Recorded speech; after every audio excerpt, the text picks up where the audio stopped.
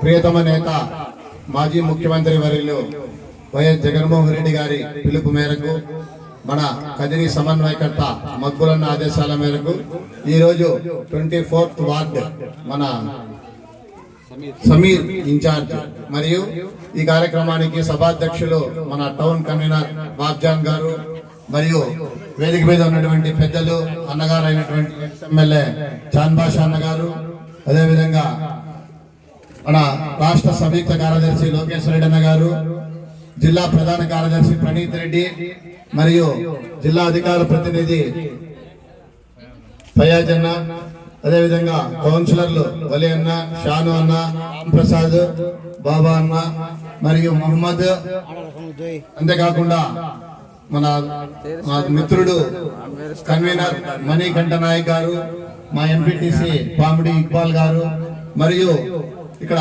Town youth అధ్యక్షులు రమేష్ యాదవ్ మరియు మన బాబా గారు యూత్ అధ్యక్షులు రమేష్ యాదవ్, షకీల్, మైనార్టీ నాయకులు మరి 24వ వార్డు ప్రజలు, వైఎస్ఆర్సీపీ కుటుంబ సభ్యులు, పత్రికా విలేకరులు అందరికీ కూడా పేరు పేరున నమస్సుమాంజలు తెలియజేసుకుంటూ, ముఖ్యంగా ఇంతవరకు మన పెద్దలందరూ చెప్పారు, అదే మేము 2 మాటలు మాత్రమే వాళ్ళు చెప్పని మేము 2 చెప్తాం అంతే.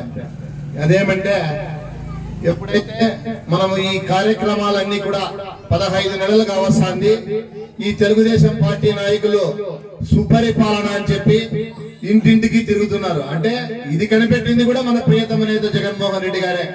ప్రతి ఒక్క ఎమ్మెల్యే కూడా ప్రజల్లో ఉండాలా, వాళ్ళకి ఏమిస్తున్నాం, వాళ్ళ దరికి చేరుతున్నాయా లేదా ఇంటింటికి వెళ్లి కనుక్కోండి అని చెప్పి మన ప్రభుత్వం ఉన్నప్పుడు వైఎస్ఆర్ కాంగ్రెస్ పార్టీ ప్రభుత్వం అన్నాడు, మనం మాజీ ముఖ్యమంత్రి వర్యులు జగన్మోహన్ రెడ్డి గారే ప్రజల్లోకి పంపించడం జరిగింది.